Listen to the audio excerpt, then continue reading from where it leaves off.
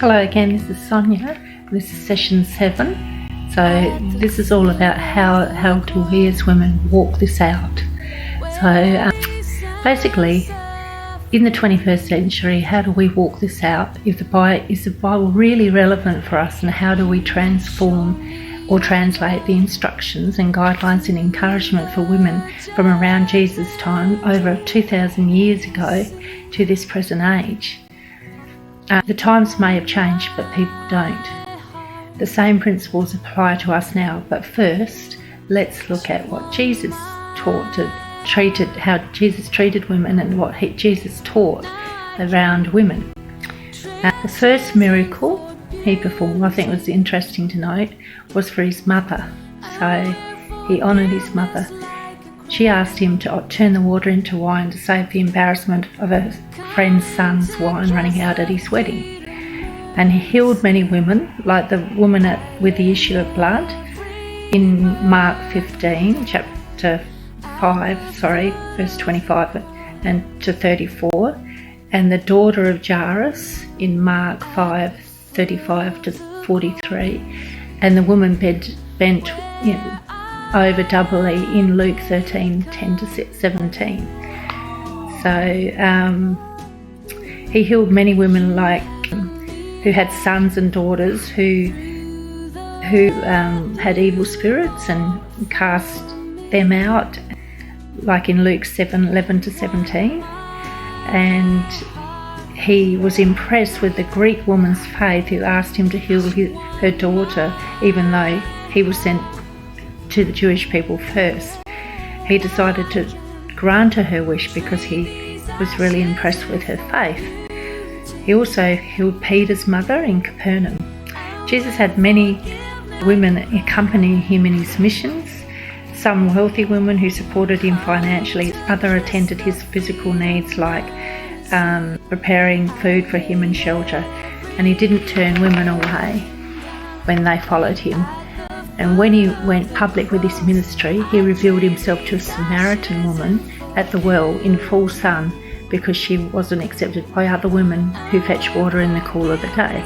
So she was a shunned woman, a Samaritan woman who had had five husbands, but he radically spoke to this woman, a Samaritan woman, at that when Jews didn't have anything to do with Samaritans. So he allowed her to spread the news about him in Samaria, making her the first evangelist, saying that the Messiah was here. So he trusted a woman with that, knowing that she would go around telling everyone that he knew everything that she'd ever done.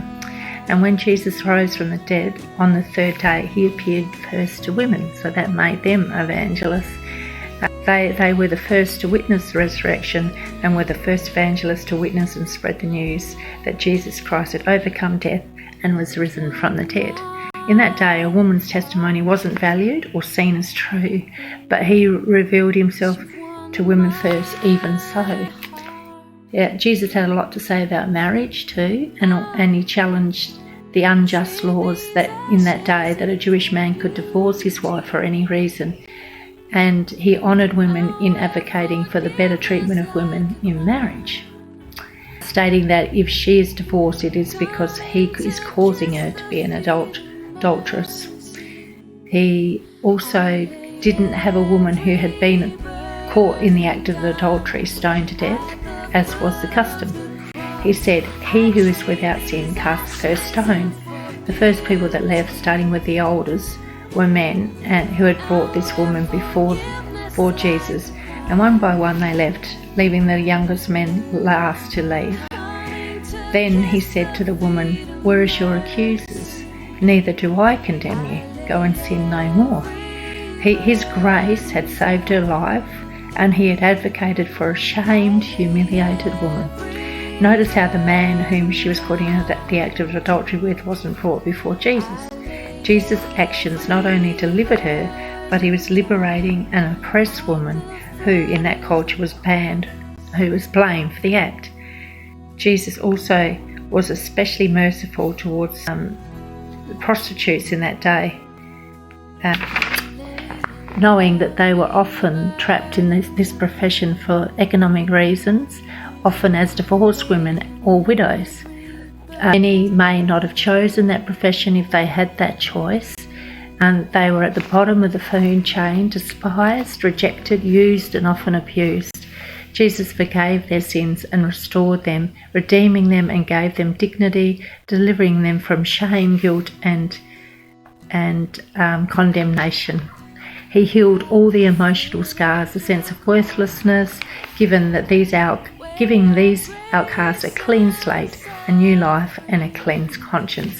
He restored the years the locusts had eaten. The other thing I was going to say, he also spoke about lust being a sin, valuing women as more than sex objects. So he spoke out against that. He also healed all the emotional scars for many other women that came into contact with him.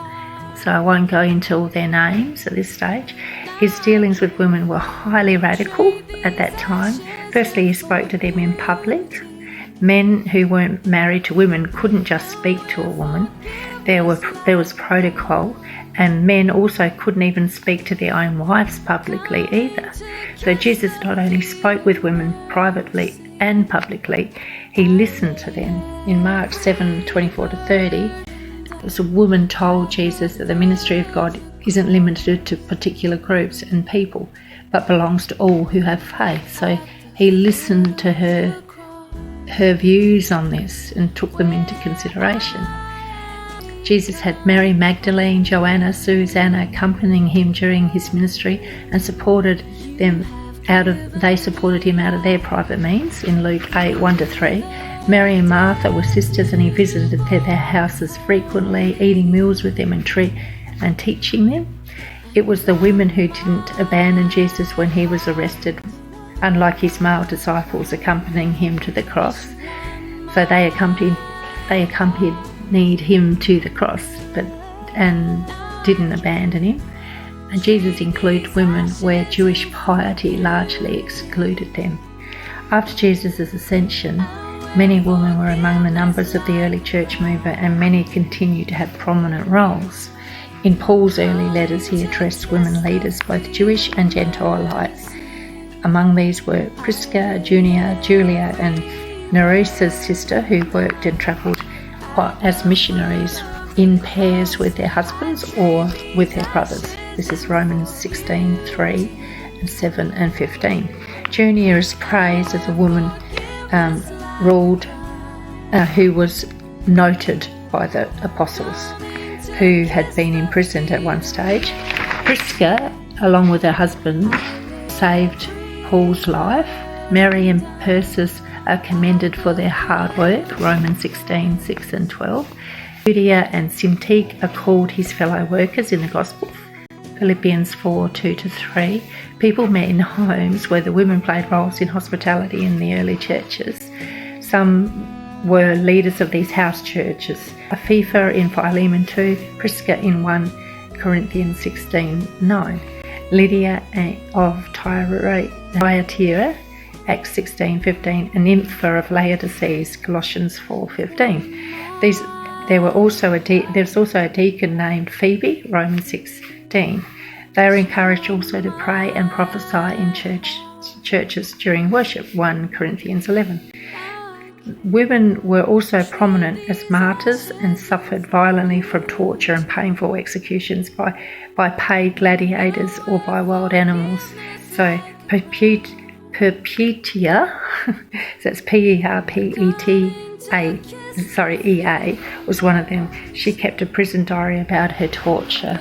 So it showed that they weren't just sitting in the background doing nothing. They were part of spreading the gospel for the glory of God. And studying the Bible reveals that Jesus not only valued women, he celebrated them and was startlingly countercultural in his dealings with women. So this is what I found in my studies. The early church was, as outlined by Paul, reveals women in prominent positions, not necessarily leading a complete assembly and not teaching over men in that generic sense, but teaching in smaller groups or under the guidance or the covering of their husbands. That's sort of how it looked. So anyway, by now we can see with all these examples, Jesus and the apostles all displayed a respect and value for women. So it's not about value. Some people may get stuck when we read some of the letters Paul wrote about women, and also what Peter penned. So you can read it and think, oh, it seems to be saying they can't do this and they can't do that. When we look at these books in context, they are in the context of marriage and the context of a church meeting where all the church members come together. So in that generic overseeing and elders sort of perspective.